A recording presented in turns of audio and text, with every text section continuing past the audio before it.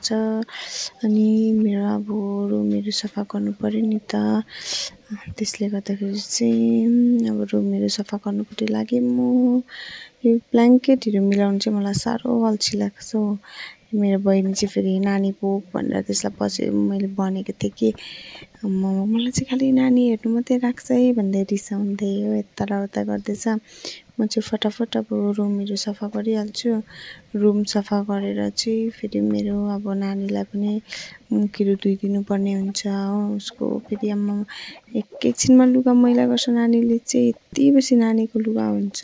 त्यो हरियो बाल्टीमा चाहिँ एक बाल्टी नानीकै मात्रै लुगा हो गाइस। नानीको लुगा धुँदा धुँदा चाहिँ जाडो महिनामा चाहिँ हत्तु भइसक्यो हौ। आमाहरूको चाहिँ के हुँदैछ हौ। फेरि जाडै महिनामा हाम्रो मेसिन पनि बिग्रिनु परेको। त्यसले गर्दाखेरि न लुगा सुक्छ नानीको राम्रोसँगले। के गर्नु अब यस्तै छ गरिब दुखीको जिन्दगीहरू हो। अन्त यहाँनिर चाहिँ अब मेरो रुमहरू पनि सफाहरू भइसकिसक्यो।